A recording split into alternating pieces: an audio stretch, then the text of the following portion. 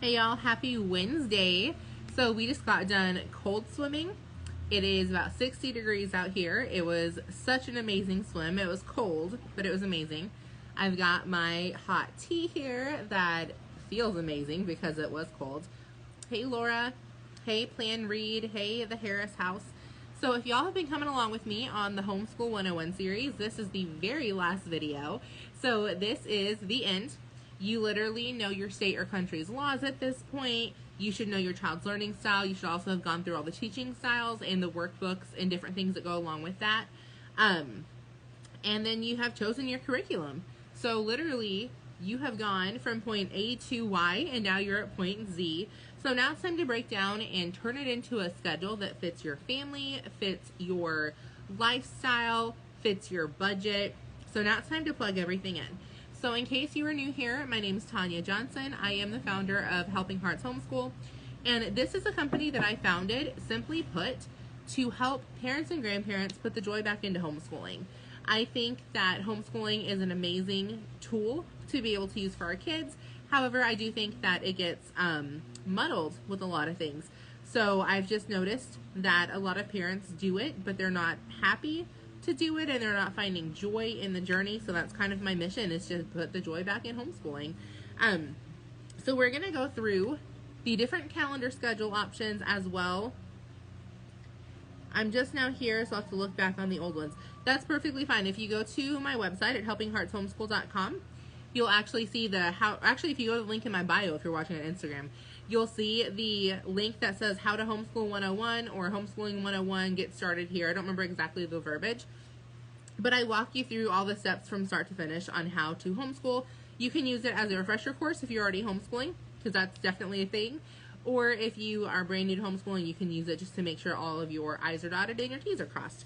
But today we're going to go over the different calendar schedules as well as how to do a curriculum scheduler. So first off, the three main calendar schedules are 9 months, which is like the 9-month school system, the year-round school system, and what's called a Sabbath schooling. So if you're going to do a 9-month school calendar, then basically normally they run from like September to May. They basically follow along the public school that is in your county.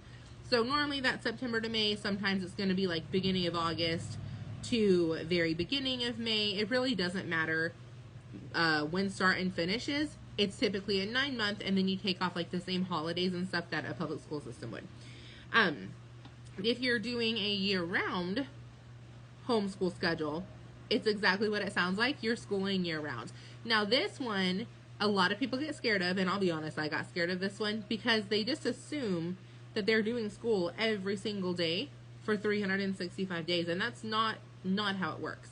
So with a year-round schedule, you get to fit in those 180 days that most states require. Now some do less, some do more, but 180 is kind of like around the ballpark for most of us. But you get to take breaks when you want to. You get to take easier weeks when you want to. You can have harder weeks when you want to.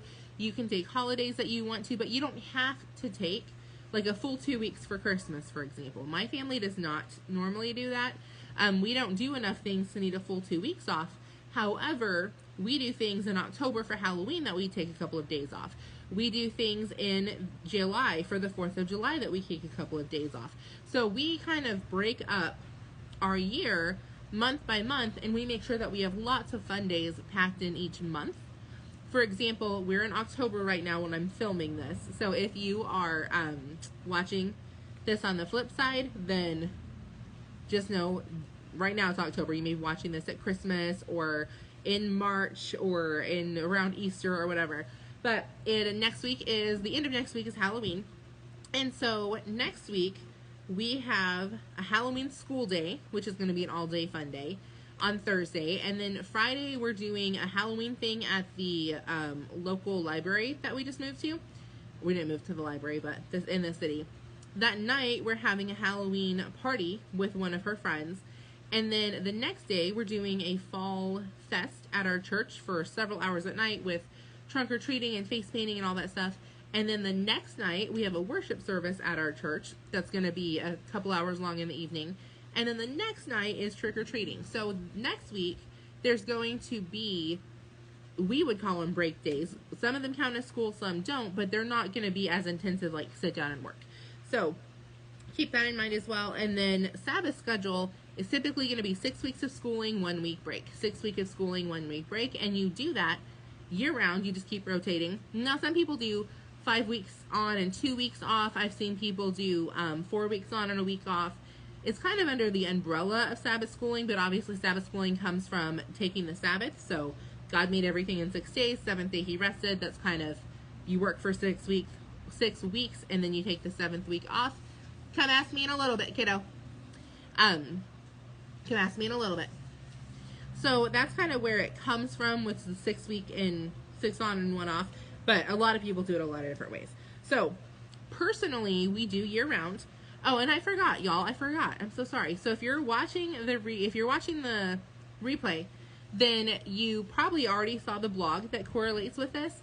So you don't need to take any notes or anything. There's a blog that's going to correlate to this. Theme days are amazing. We love theme days. And they're going to have all the freebies attached, all the notes attached. Now, if you're watching this live, give me about an hour, and then I will have all of the freebies and stuff linked up in the stories. So I have a year at glance calendar for you guys. I have a weekly, daily, and loop schedule laid out for you guys. I've got a curriculum schedule laid out for you guys. And there's one more. I don't remember what it is. But I've got all the goodies for you. So just keep that in mind as well. Make sure you get the blog portion of this, not just the video, so you get a hold of all of those freebies. Now, again, personally, I like year round. And there's a few different reasons. I'm going to tell you a couple of them. You can do whatever it is that you want to do. Now, if you have public school kids and homeschool kids in the same house, you may think you have to do a 9-month schedule. You don't. And there's a video attached to the blog of how you would mesh the two. So that might be something you want to look at, as well as there's a video on how to just make things fun and make really homeschooling like very enjoyable for both the student and the teacher. But a few reasons why we like the year-round is it's very flexible. We love to travel. Usually at least once a month we're taking a trip somewhere, so we just pack school up and go with us. Now, speaking of flexible, we spent about 3.5 hours at the doctor's office this morning. I had to get some eye exams and things done. Yes, very, very meant to be very, very helpful. And so my daughter just brought school right along with her, and her and my husband sat in the waiting room. She did 3 or 4 subjects while she was sitting out there, and then she's finishing up. We're at the pool right now, like I said, so she's over on one of the lounge chairs finishing some independent school. There's also, on the blog, attached is a video that explains how to foster independent learning and what independent school is, muddy school is, hands-on school is, how to tell the difference, and how to foster each one. So that's something y'all might want to check out. Like I said, the blog is just jam-packed with a ton of bonuses. But it is very flexible. Now, that could be to have more fun, but it also could be to, like, get stuff done while you are in a waiting room, and instead of her wasting time on a tablet for the entire time, she got her school done, and then she got about 45 minutes of tablet time. Mental health days. I have severe PCOS. There are times that I just need to take, I wake up, and I immediately know I've got to rest today or I'm going to be no good for anybody for the rest of the day. So when that happens, I can spontaneously say, hey, we're not doing school today. We're going to cuddle up on the couch and watch some TV. And it doesn't matter. So very, very, very flexible. Sometimes it is for fun. Sometimes it is because mentally or physically we just need to take a break. And we're not worried about getting the 180 school days in, because over 365 days, we can take a lot of days off and still get our 180, so it's not really a thing. It helps them fall in love with learning. I have seen over time with my daughter, I wasn't sure that year-round was going to work for us because I didn't know that I wanted to like school all the time, but I've seen her fall in love with learning because it gives us time to do all those extra hands-on projects. We are not rushing to, okay, I've got to get done with this book by the end of this month because otherwise we're not going to be on schedule to get it done by the end of whatever the end date is for our school. So if we want to do a project and it takes an entire week for one science project because we're going in depth and doing all the fun things, we can. And she loves the learning process, and she doesn't realize that that's not part of our curriculum. She doesn't realize that mom is deviating a little bit from the workbook to make it come alive. Instead, she's just having fun growing unicorn crystals or whatever it is that we're doing that week. And I am not stressed because I know that we have all the time in the world to get that workbook done. It's not a big deal. And then the last thing that I put on here is no wasted time reviewing. As someone who comes from the public school system, I went to school to be a teacher. I did all the things to, be a professional educator. I've seen hands-on the amount of time it takes to review in the beginning of the school year from the kids not retaining anything through that 3-month break. And a lot of public schools are actually catching on and doing year-round homeschooling. So keep that in mind as well. But I can think of a lot of things for those 4 to 8 weeks of the beginning of school to do other than review. So again, not telling you got to do year-round homeschooling. Everyone has their own schedule, but there are a lot of benefits to year-round schooling, and actually it's the easiest one to pick if you are somebody who you don't like to be stressed, you don't feel like you're wanting to rush and always be running against the clock, and you want your kids to have fun and enjoy the learning process. Now, once you have your calendar chosen, so at this point, take a second and decide, do I want to do the year-round homeschooling? Do I want to do more of like a Sabbath schedule, or do I want to do more of a 9-month schedule and follow along the public school system in my area? Then you get to decide what weekly or daily schedule that you want to do. So this still is under the umbrella of a calendar, like the calendar side of things. Weekly rhythm, you would pick like certain days to do errands, certain day to do certain subjects, certain day to do grocery shopping, certain day to do like field trips and that kind of stuff. And if you look up on the blog, I actually laid this out for you guys. So I put together a Monday through Friday schedule, just a mock schedule, so you can kind of see what it looks like. Scheduled in the different subjects and the different activities, so you can kind of look on the blog and see what a schedule like that would look like. Now, some of you might rather do a daily schedule where you have school that you do certain hours a day, and then certain day you do other things, certain hours of the day you do certain things. So again, I put that together. That's what we follow. We do a daily schedule. Soaring Eclectics, I use the $5 Boss Mom Homeschool Scheduler. So it's actually linked in the blog as well. It's also linked up in my link tree. It's the planner that I created. So a little partial to it, but it definitely works the best. So, and $5, you can't really beat $5. I think, so I put a picture of it also, but this is like the curriculum scheduler, and then there's a cleaning list, and there's a meal prep, and just everything that you need to keep your home and your homeschool running smoothly is on there, but it's linked on the blog as well.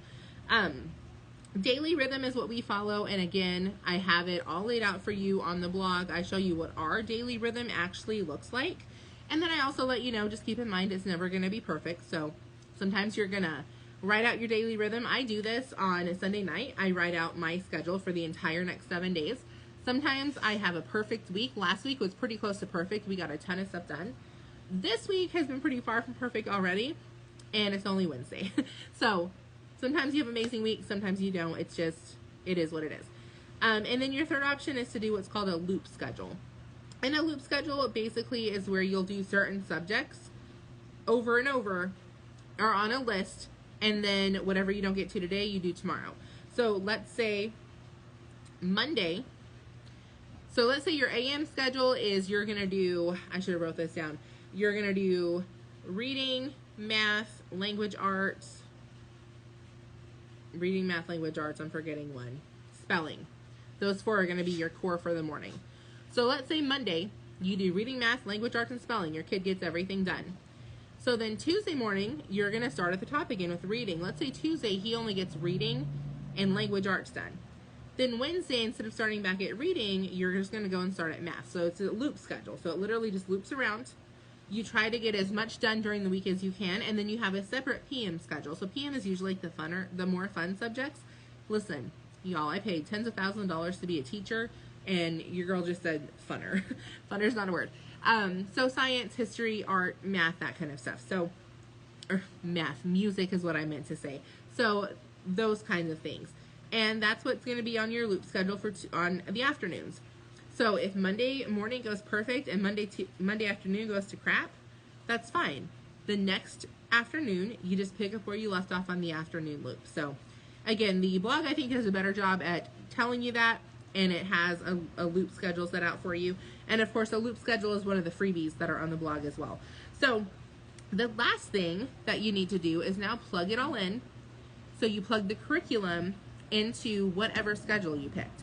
So first thing you want to know is how many weeks are you doing school. So if you're doing a 9-month school year, you're typically doing a 37-week schedule. You have 39 weeks that you can do school, and then that you're basically school from September to May, and then you take away 2 weeks for Christmas is what I wrote down. Now, every family is different. You can fudge whatever you want, but I just wrote down 37 weeks for the illustration. And then year-round, you got 52 weeks, take away 2 weeks for Christmas, and you got 50 weeks. So again, you just flat break it down. Now, let's say, for example, your science book has 252 pages. So that would break down to 5 pages per week if I am doing I believe that's for a year-round. I didn't write this down. Oh, 5, yeah, I did. 5 pages per week if you're doing the year-round schedule, 7 pages per week if you're doing the 9-month schedule. So then when you sit down to schedule out for the week, you know that you need to get 5 pages of science in for that week, or 7 pages of science in for that week, depending on what schedule you're on. So let's say English has 182 pages. You know you're doing 4 pages if you're doing the year-round, or 5 pages if you're doing 9 months. So you literally just take the total number of pages or the total number of lessons. You could do this with lessons as well. You're going to divide it by the amount of weeks that you're schooling, and that's going to give you the amount of pages or the amount of lessons that you need to get done each week to be done on time. It's super, super easy once you plug it in to the master sheet that I have on there for the freebie. Now, I don't do a whole year in advance. I do have a master sheet with all of my curriculums and how many pages I need to do each week to get done on time. But then I don't sit down and actually schedule the lessons out each week. I did that one time. And a few weeks in, I had already thrown away my master list for the year and decided, you know what? This is changing. Like, this isn't how we're going to do it. So I highly recommend sitting down once a week and planning out your schedule for the week, which I also show you on the blog, but using that master sheet just to know how many pages of each subject you need to do that week. Okay, so if you're watching this because it just popped up, that's awesome. You're welcome here. If you have any questions, definitely ask. If you're watching because it's part of the Homeschool 101 series, I want to congratulate you because you've made it this far. You're officially a homeschooler. You have all of your ducks in a row, and now you are ready to sit down and have an amazing school year. If you have any questions, don't hesitate to reach out. I'm always here to help. And again, I hope you found value in this. I will link the blog and all of those freebies because I surprised myself with how many freebies I give y'all this week. I'll link everything underneath the YouTube replay as well as on the blog. So everything will be linked on the blog, which will be linked on the YouTube replay. Put it that way. So if you're watching this on YouTube, just go down to the description section and the blog will be linked for you to go get all the free resources. If you're watching this live, give me about an hour and I will link everything up in my story. So have an awesome rest of your Wednesday. That's what happens when you work from home and you homeschool. You kind of lose track of days. And until next time, this is Tanya Johnson, and I'm reporting to you live from the homeschool trenches. Because remember, I'm right along there with you, just sharing what works in the day and age that we live in. Have an awesome rest of your day.